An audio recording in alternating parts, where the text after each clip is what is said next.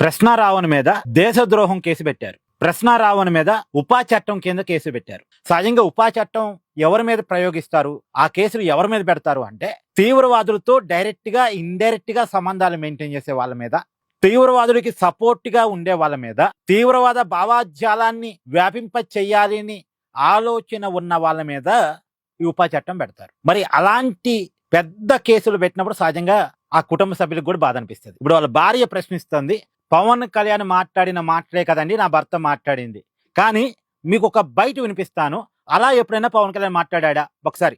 రామాయణంలో అరే నా కొడక, రామాయణంలో సీతను వదిలేసిన రాముడి గురించి నువ్వు చెప్పి అది చేపించరా, ఈ రోజు అగ్ని ప్రవేశం చేపించరా నా కొడక. నువ్వు సీతని వదిలేసిన రాముడిని ఆదర్శంగా తీసుకుని ఈ రోజు ఎంతమంది భర్తలు వాళ్ళ భార్యను అగ్ని ప్రవేశం చేపిస్తారని చెప్పని రోడ్డు మీద అడగరా నా కొడక.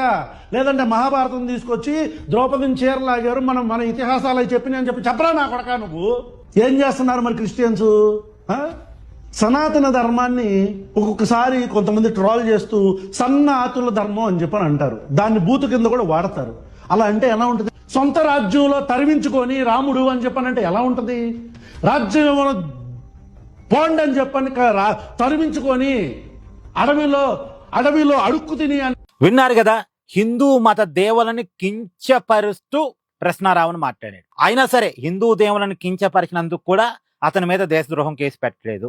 మీకు ఇంకో విషయం, పవన్ కళ్యాణ్ తిట్టినందుకు కూడా ఈ ప్రశ్నారావణ మీద దేశద్రోహం కేసు పెట్టలేదు. మరి ఉపా చట్టం కింద కేసు ఎందుకు ఇతని మీద పెట్టాల్సి వస్తుంది? ఇతన్ని దేశద్రోహిగా ఎందుకు చూడాల్సి వస్తుంది? ఒక్కసారి బయట వినండి. మీరు కరెక్ట్ గానే ఉంటున్నారు. నాకు దేశం అంటే భక్తి లేదు, నేను దేశ భక్తుడిని కాదు.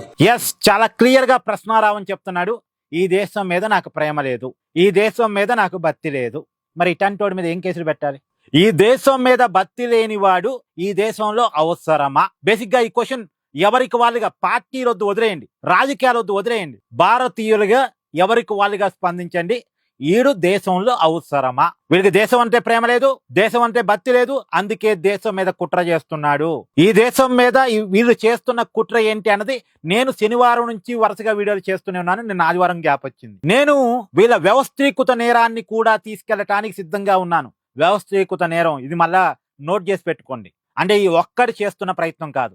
ఇలాంటి దేశం అంటే ప్రేమ లేని వాళ్ళు, దేశం అంటే భక్తి లేని వాళ్ళు ఐక్యంగా పోరాటం చేస్తున్నారు. ఐక్యంగా చేస్తున్న పోరాటాన్ని మనం ఎదుర్కోవాలి. దానికి మీ సపోర్ట్ నాకు కావాలి. మీ సపోర్ట్ అంటే మీ జేబులో డబ్బులు నాకొద్దు, మీ చేతిలో ఉన్న మొబైల్లో నా వీడియో చూస్తున్నప్పుడు ఒక లైక్ కావాలి, మీ అభిప్రాయాన్ని కామెంట్ గా నాకు కావాలి, ఖచ్చితంగా వీడియోని షేర్ చేయటం నాకు కావాలి. నాకు కొండంత బలం మీరు మాత్రమే. మిమ్మల్ని చూసుకొనే మీకు విషయాన్ని చేరుద్దామనే ధైర్యం చేసి వీడియోలు చేస్తున్నాను.